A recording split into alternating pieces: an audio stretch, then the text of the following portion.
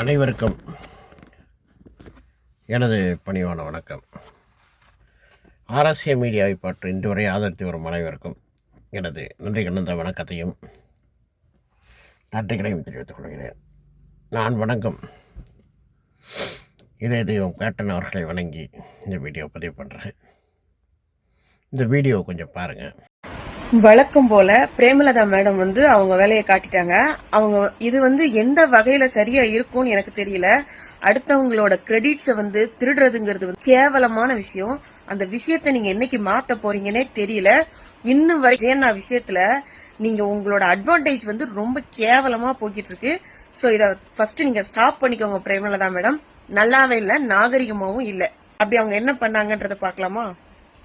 யாருக்காக போறோம்? மக்களுக்காக போறீங்க, விவசாயிகளுக்காக போறீங்க, போய் பேசுங்க. என்ன ஆயிடுச்சு? அப்போ முதல்வர் பேசுறப்ப சொன்னாரு, அங்க போகும் பொழுது நான் போகணும்னு முடிவு பண்ணோம், போகும்போது அவமரியாதை பண்ணிட்டா என்ன பண்றதுன்னு. அப்போ முதல்வர் பேசுறப்ப சொன்னாரு, அங்க போகும் பொழுது நான் போகணும்னு முடிவு பண்ணோம், போகும்போது அவமரியாதை பண்ணிட்டா என்ன பண்றதுன்னு. அப்பதான் நான் சொன்னேன், அப்படி இங்கதான் நம்ம எதிர்கட்சிகள், எதிரி கட்சி யாரும் இல்ல.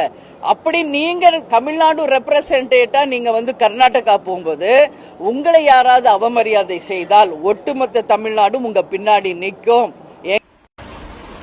இந்த இடத்துல நீங்க இப்படி சொல்லிருக்க கூடாது மேடம். நீங்க இதுல ஒரு வார்த்தையை சேர்த்திருக்கணும். அந்த வார்த்தையை நீங்க சேர்க்கல. அதுதான் நான் சொல்றேன். நீங்க அடுத்தவங்களோட கிரெடிட்ஸ் எடுத்துக்கிறீங்கன்னு சொல்லி விஜயன் சட்டசபையில என்ன சொன்னாரு? ஒருவேளை அந்த அட்டெம்ப்ட்ல ஒரு அவமானம் நேர்ந்தா என்ன செய்யன்னு சில பேர் கேட்டாங்க. அப்படி நடந்தா தமிழ்நாட்டு மக்களுக்காக அதையும் தாங்க தயாரா தான் இருக்கேன் பேர் கேட்டாங்க. அப்படி நடந்தா தமிழ்நாட்டு மக்களுக்காக அதையும் தாங்க தயாரா தான் இருக்கேன். அவமானம் நடந்துட்டா அப்படின்னு கேட்டது முதலமைச்சர் இல்ல மேடம், உங்க உள்ளூர் அரசியல்வாதி. என்னைக்கு அண்ணா கர்நாடகாவுக்கு போறேன்னு சொன்னதுல இருந்து ஒப்பாரி வச்சாங்கல்ல, அங்க ஏதாவது ஒரு விஷயம் சரியா நடக்கலன்னா முதலமைச்சருக்கு அவமானமா போயிரும் அப்படின்னு சொன்னாங்க. அதுக்கு விஜயண்ணா சொன்னாங்க, அவமானம் நடந்தா பரவாயில்ல, நல்லது நடந்தா சந்தோஷம், அவமானம் நடந்தா என் மக்களுக்காக அந்த அவமானத்தையும் நான் தாங்கிக்கிறேன் அப்படின்றத சட்டசபையில அவர் சொன்னாரு.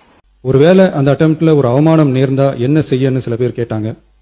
அப்படி நடந்தா தமிழ்நாட்டு மக்களுக்காக அதையும் தாங்க தயாரா தான் இருக்கேன். அதுக்கப்புறம் தான் நீங்க சொன்னீங்க, ஒருவேளை அந்த அட்டெம்ப்ட்ல ஒரு அவமானம் நேர்ந்தா என்ன செய்யன்னு சில பேர் கேட்டாங்க. அப்படி நடந்தா தமிழ்நாட்டு மக்களுக்காக அதையும் தாங்க தயாரா தான் இருக்கேன். உங்களுக்கு அப்படி ஒரு தலைகுனிவு வந்தால் ஒட்டுமொத்த தமிழ்நாடும் வெகுண்டெழும். எங்கள் முதல்வரை அவமதிப்பதற்கு எந்த அதிகாரமும் கர்நாடகாவுக்கு. முதலமைச்சர் அவமானப்பட நாங்க விட மாட்டோம், இந்த விஷயத்துல நாங்களும் உங்க கூட இருப்போம் அப்படின்னு நீங்க சொன்னீங்க. சரிங்களா? வெக்கமே இல்லாம வெளியில என்ன சொல்றீங்க, அவமானம் வந்துட்டா என்ன பண்றது அப்படின்னு அவர் சொன்னாராம். இவங்க ஆறுதல் சொல்றாங்களாம். அவமானம் நடந்தா அப்படியே நாங்க விட்டுருவோமா, நாங்க கூட இருக்கோம். வெக்கமா இல்லையா மேடம்? ஏன் உங்களுக்கு அந்த வார்த்தையை சொல்றதுல என்ன இருக்கு? அவமானம் ஒண்ணு நடந்தா மக்களுக்காக நான் தாங்கிக்கிடுவேன் நீங்க அண்ணன் சொன்னார்ல, அத சொல்றது உங்களுக்கு ஏன் வாய் கூசுது? அந்த அளவுக்கு கேவலமான ஆளா நீங்க? எப்ப திருந்துவீங்க நீங்களா? அதாவது ரீல்ஸ் போட்டு பேர் வாங்கணும், வியூவர்ஸ் வரணும், அதில் பிச்சை எடுத்து திங்கணுங்கிற அடிப்படையிலேயே ரீல்ஸ் போடக்கூடாது. முதல்ல ஃபஸ்ட்டு என்னென்னு கேட்டிங்கன்னா, ஒருத்தரோட கிரெடிட்டை திருடணுங்கிற அவசியம் அவங்களுக்கு கிடையவே கிடையாது. ஏன்னா ஆல்ரெடி அவங்க பாப்புலாரிட்டி, புரியுதுங்களா இல்லையா? இன்று வரை சட்டமன்றத்தில் சிங்கம் போல் எதிர்கட்சி தலைவராக உதயநிதி இருக்காரே தவிர அதுக்கு பதிலாக மாற்றாக எதிர்கட்சி தலைவராக சிங்கம் போல் கட்சிச்சிருக்கிறது பிரேமலதா அம்மையார். அவங்களுக்கு கிரெடிட்டை திருடுற பழக்கம்லாம் கிடையாது. இதை மாதிரி கண்டென்ட்டை திருடி வீடியோ போட்டு சோறு திங்கிற உங்களுக்கு தான் அந்த பிரச்சனை வருமே தவிர அவங்களுக்கெல்லாம் அந்த கிரெடிட்டை திருடணுங்கிற அவசியமே கிடையாது. ஏன்னா ஆல்ரெடி அவங்க பல கிரெடிட்டை வாங்கிட்டு உட்காந்துருக்காங்க. புரியுதுங்களா இல்லையா? தப்பை யார் பண்ணாலும் சுட்டி காட்டுறாங்க, நல்லது இருந்தாலும் பாராட்டுறாங்க.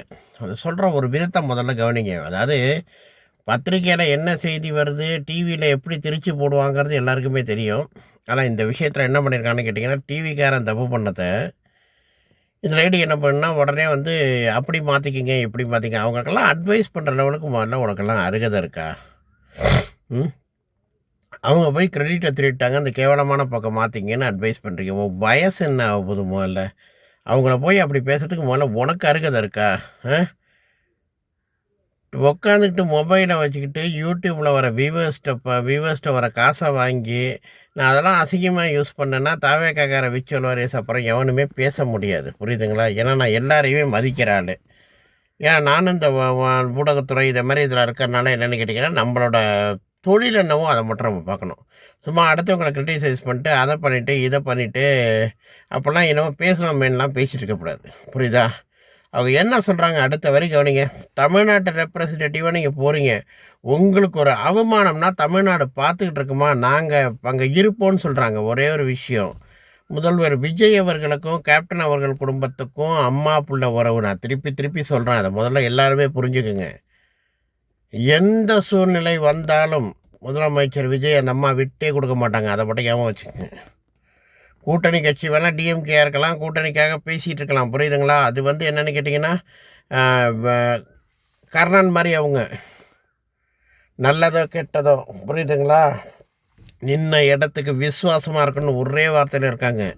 மற்ற அந்த வைகோ பைய காங்கிரஸு ஐஎம்யூ இதை மாதிரி பிரிஞ்சு பிரிஞ்சு ஓடுற நாயெல்லாம் கிடையாது. காசுக்காக அலையிற நாய்கள் நிறையா பேர் இருக்குது. திருமாவளவன் இவனை மாதிரிலாம் கிடையாது. ஒரு கொள்கை, கேப்டன் மாதிரி ஒரு கொள்கைன்னா ஒரு கொள்கை அந்த இடத்துல இருக்காங்கன்னா அந்த இடத்துல இருக்காங்க. அதை முதல்ல புரிஞ்சுக்கோ நீ, சரியா? அவங்க வந்து கிரெடிட்டுக்கு அலையிற ஆள்லாம் கிடையாது. பல பேர் கிரெடிட் கொடுத்து இன்னிய லெவலில் வந்து நான் தான் சொல்கிறேனே, உங்கள் முதலமைச்சர் அவர்களே வந்து ஒரு வார்த்தை கூட அந்த அம்மா அதமாக பேச மாட்டாப்புல. புரியுதா? ஏன்னு கேட்டிங்கன்னா, அந்த அம்மா எப்படி நேர்மையின் சிகரம்ங்கிறது எல்லாருக்கும் தெரியும். கண்ட நாய்ங்க பேசும். அதெல்லாம் இந்த காதலை வாங்கி இந்த காதலை விட்டுட்டு போயிடும்.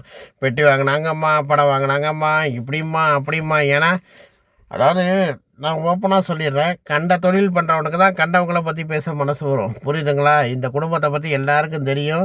கண்ட நாய் பேசுகிறதெல்லாம் பற்றி நாங்கள் கவலைப்படவே மாட்டோம். புரியுதா? ஏன்னா எங்களுக்கு தெரியும் எங்கள் குடும்பம் எது, எங்கள் குடும்பத்தில் உள்ளவங்க எப்படிங்கிறது எங்களுக்கு தெரியும். புரியுதா? அதனால் கண்ட நாய் பேசுகிறதெல்லாம் பற்றி நாங்கள் காதில் வாங்க மாட்டோம். இந்த காதலை வாங்கி இந்த காதலை விட்டுட்டு போயிட்டே இருப்போம். புரியுதா? முதல்ல அட்வைஸ் பண்ணுறதுக்கு முன்னாடி யாருக்கு அட்வைஸ் பண்ணுறோம், என்ன பண்ணுறோம், என்ன வார்த்தையை விட்றோங்கிறத யூஸ் பண்ணி பேசு.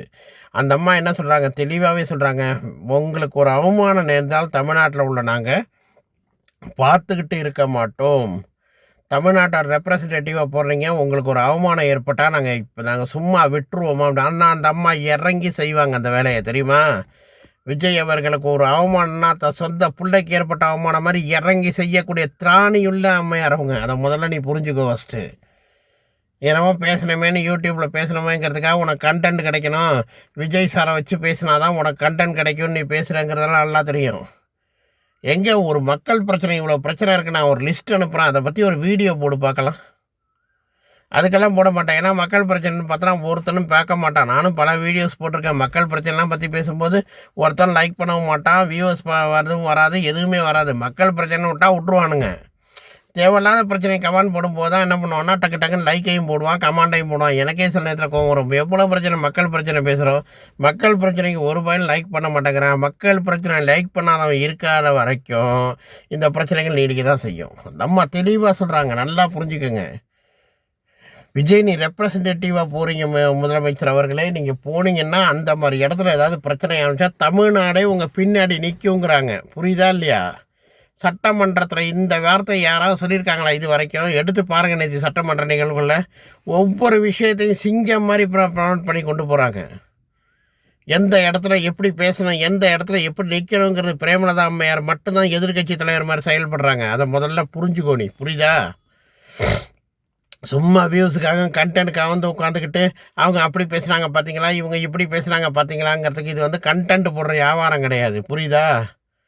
ஒரு ஸ்டேட்டுக்கு உண்டான பிரச்சனை, 2 ஸ்டேட்டுக்கு உண்டான பிரச்சனை. சும்மா லைக் வியூவர்ஸை மட்டும் வச்சுக்கிட்டு ஒரு வீடியோ போடுற மாற்றம் கிடையாது அது. இப்போவும் சொல்கிறேன், அவர் போய் அங்கே போய் தலை குனிஞ்சாருன்னா எல்லா தமிழ்நாட்டு மக்களும் தலை குனிஞ்சா மாதிரி அதை அவரும் யோசனை பண்ணி தான் பேசுகிறாரு. ஒரு நாட்டோட முதலமைச்சருக்கு தெரியாதான் இதில் போனால் என்ன பிரச்சனை வரும், 70 வருஷம் 80 வருஷம் தீர்க்க முடியாத பிரச்சனைக்கு நம்ம போனால் சரி வருமா வராதான்னு தெரியாதா? என்ன சட்டமன்றத்தில் நிகழ்வு நடக்குது, என்ன பண்ணுறாங்கங்கிறத பார்த்துட்டு முதல்ல பேசுங்கம்மா.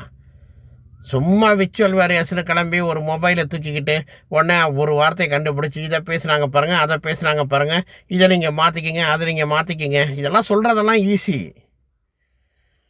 சும்மா வீவர்ஸ் வரணுமே, அதை வரணுமே, இதை வரணுமேன்னு சொல்கிறதுனால ஒரு முதல்வர் அவர்கள் படத்தை போட்டு அவர் 2 வரி பேசுகிறத போட்டு பண்ணால் வீவர்ஸ் அத்தனை பேர் விஜய் மூஞ்சிக்காக என்ன பண்ணுவான்னு கேட்டிங்கன்னா, இப்போ லைக் பட்டன் தட்டி விட்ருவான். உங்களுக்கு லைக் விழுந்துருதா இல்லை காசு வந்துடுது யூடியூப்பில், அதை வச்சு சாப்பிட்டுட்ருக்கீங்க. முதல்ல ஒன்று பண்ணுங்க. முதல்ல என்ன பண்ணணும், ஏது பண்ணணுங்கிறத முதல்ல தெளிவாக பிளான் பண்ணுங்க. மக்களுக்காக இவங்க போராடுறாங்களா, என்ன பண்ணுறாங்க, ஏது பண்ணுறாங்க, அவங்க முதல்ல என்ன வார்த்தை சொல்கிறாங்க, அதுக்கு பின்பக்கம் என்ன வார்த்தை இருக்குங்கிறதையும் முதல்ல கவனித்து போடுங்க. ஏன் அந்த வார்த்தை நீங்கள் போடவே இல்லை? சரி, அவமானம் ஏற்பட்டாலும் போடுறாங்க. அதுக்கப்புறம் ஒரு வார்த்தை போட்டிருக்காங்களே, என்ன போட்டிருக்காங்க? அவமானம் ஏற்பட்டால் நாங்கள் உங்கள் பின்னாடி நிற்போம், நீங்கள் தலைகுனியை நாங்கள் விட்டுருவோமா, தமிழ்நாடே உங்கள் பக்கம் நிற்போம், இது வந்து எதிர்கட்சி தானே தவிர எதிரியான கட்சி இல்லைன்றிருக்காங்களே, அந்த வார்த்தையெல்லாம் நீங்கள் ஏன் போடல? அதாவது ஒரு பக்கத்தை ஒரு இதை மட்டும் நீங்கள் வச்சுக்கிட்டு மறு பக்கத்தை காட்டாமல் இருக்க பற்றியா, அதுதான் தப்புன்னு சொல்கிறேன் நான். புரியுதா இல்லையா? அந்த வரையும் சேர்த்து போட்டிருந்தீங்கன்னா உன்னை நான் பாராட்டியிருப்பேன். எனக்கு என்ன சரிப்பா, இது ரெண்டு தரப்பையும் போடுறாங்க அப்படின்னு சொல்லிட்டு. இது சட்டமன்றத்தில் எவ்வளோ நிகழ்த்தி காட்டியிருக்காங்க பாருங்கள். எல்லா பிரச்சனையும் பேசியிருக்காங்க. மேகதாது பிரச்சனையும் பேசியிருக்காங்க. அவர் கலைஞர் அவர்களோட நினைவஞ்சலையும் போட்டிருக்காங்க. அதை தவிர்த்து முதலமைச்சர் அவர்களையும் பாராட்டியிருக்காங்க. எத்தனை விஷயம் பண்ணியிருக்காங்க. எவனாவது அதெல்லாம் பற்றி பேசினானா? பேச மாட்டான். இந்த ஒரு வரியை கண்டுபிடிச்சிட்டு உடனே அதில் ஒரு டாபிக் மாதிரி போட்டு அதை ஒரு ஹெட்லைனாக எடுத்து அதில் ஒரு வியூஸு, அதில் ஒரு லைக்கு, என்னன்னு புரியாமல் லைக் போடுறவன்லாம் இருக்கிற வரைக்குமே எதுவுமே முதல்ல உருப்படாது. அவன்லாம் எப்படி சொல்லிட்டுன்னா தின்ன சோத்துக்கு உட்காந்து சும்மா வீணாக இதை போடுற ஜடம் அவனுங்க. என்ன பேசுகிறோம், ஏது பேசுகிறோன்னு தெரியாமல் கூட அதை கூட கேட்காம புக்குன்னு ஒரு லேடிஸ் வந்து உட்காந்து, ஜென்ஸ் வந்து உட்காந்தாலும் யாராவது ஒரு நடிகர்களை பற்றி பேசுகிறான், இதை பற்றி பேசுகிறான், இப்போ உடனே அவன் கைக்கு லைக்குக்கு போயிடுது. எதுக்குடா லைக் போடுறீங்க? நல்ல செய்திகள் எது போட்டாலுமே லைக்குக்கு போக மாட்டேங்கிறீங்க. என்ன சொல்கிறாங்கங்கிறது புரிஞ்சுக்காமல் உள்ளத்துக்கு ஒரு லைக்கை போடுறீங்க, ஒரு சப்ஸ்கிரிப்ஷனை போடுறீங்க, எதையாவது ஒன்று போடுறீங்க. அது வியூவர்ஸ் பார்த்தீங்கன்னா இப்போ அது எக்கச்சக்கமாக போயிட்டுருக்கு. புரிஞ்சுக்கிட்டு பண்ணுங்கடா. முதல்ல ஒரு வீடியோவை கேளுங்க, அதை லைக் பண்ணலாமா பண்ண வேண்டாமாங்கிறத அந்த அடிப்படை அறிவு முதல்ல உங்களுக்கு இருந்தீங்கன்னாலே பிரச்சனை இல்லைப்பா. அது இருக்க மாட்டேங்குது. ஏதோ ஒன்று வந்து உட்காந்து பேசுதா, ஆஹா இப்போ தலைவர் விஜய் ஒன்று பேரை யூஸ் பண்ணாலே இந்த சினிமா டைட்டிலில் வரா மாதிரி இப்போ டைட்டில் பேர் போட்டாலே உடனே கைதட்ட ஆரம்பிச்சிடுறீங்க. அதுலேருந்தாவது கொஞ்சம் மாறுங்கப்பா. மக்கள் பிரச்சனையை பேசுகிறாங்களா ஒருத்தவங்க, அதுக்கெல்லாம் லைக் போடுங்க. இதெல்லாம் தேவையில்லாத வார்த்தையை ஒரு வியூவர்ஸை வச்சுக்கிட்டு, தேவையில்லாத ஒரு மொபைலை வச்சுக்கிட்டு, யாரை என்ன பேசுகிறோன்னு தெரியாமல் கிரெடிட்டுக்கு அலைகிறாங்க, அது அலைகிறாங்க, இது அலைகிறாங்க. வன்மையாக நீங்களும் இதெல்லாம் கண்டிக்கணும்ப்பா. எதுக்காக இருந்தாலும் தலையாட்டுற பொம்மை மாதிரி, தலையாட்டிகள் மாதிரி இருக்கக்கூடாதுப்பா. போயிரும்ப்பா நாடு. இப்படி பண்ணி என்ன தான் பண்ண போகிறீங்க? தேவையில்லாத விஷயத்துக்கெல்லாம் லைக்கை போட்டு, தேவையில்லாத விஷயத்துக்கெல்லாம் சில வேலைகள் பண்ணனால தான் தமிழ்நாடு இந்த லெவலில் வந்து நிற்கிது. கொஞ்சம் புரிஞ்சுங்கப்பா. புரிஞ்சுக்கிட்டு லைக் போடுறவங்க முதல்ல நல்லது எது, கெட்டது எதுன்னு பார்த்து லைக் போட்டிங்கனாலே சில பேர் பேசுகிறத அடங்கிடுவாங்க. நீங்கள்லாம் பண்ணுற வேலையினால்தான் எல்லாம் ஒரு மைக்கை தூக்கிட்டு, எல்லாம் ஒரு ஃபோனை தூக்கிட்டு, எது நடந்தாலும் பரவாயில்லன்னு சொல்லிட்டு ஒரு வீடியோவை போடுதுங்க. முதல்ல வீடியோ போடும்போது என்ன கருத்து சொல்கிறாங்க, அது ஏதோ அடிப்படையில் இருக்குங்கிறத பார்த்து முதல்ல லைக் போடுங்கப்பா. கண்ணாப்தான் லைக் போட்டிங்கன்னா கண்டதும் பேசதான்ப்பா செய்யும். அதுக்கு முதல்ல என்னென்னா உபயோகம், இதுக்கு பார்க்குறவங்க பார்க்குற வாடிக்கையாளர்கள் மன திருந்துங்க. நல்லவன் எவன் பேசுகிறான், நல்லது எது பேசுகிறாங்க, அதை மட்டும் கண்டென்ட்டாக எடுத்து அதை மட்டும் பாருங்கப்பா. கெட்டதெல்லாம் பார்க்காதீங்கப்பா. பார்த்துட்டு கண்ணாம்னா லைக் போடுறனால தான் என்ன கண்டென்ட் பேசுகிறோம் தெரியாமலே சில இதுங்க மொபைலை வச்சுக்கிட்டு அது இஷ்டத்துக்கு அதுக்கு பேசிட்டு லைக்கை வாங்கிட்டு அதில் ஒரு காசை பார்த்துட்டு போகுதுங்க. என்னன்னு பார்த்து முதல்ல முடிவு பண்ணி நல்ல விஷயங்களுக்கு லைக் போடுங்க, கெட்டதுகளுக்கு அவாய்ட் பண்ணுங்கப்பா ஃபஸ்ட்டு. நன்றி, வணக்கம். மேலும் செய்திகளை தெரிந்து கொள்வதற்கு நம்ம RSA ஃபிளாஷ் மீடியா லைக் பண்ணுங்க, சப்ஸ்கிரைப் பண்ணுங்க, பெல் ஐக்கானை கிளிக் பண்ணுங்க. மீண்டும் அடுத்த வீடியோவில் சந்திப்போம். பாய்.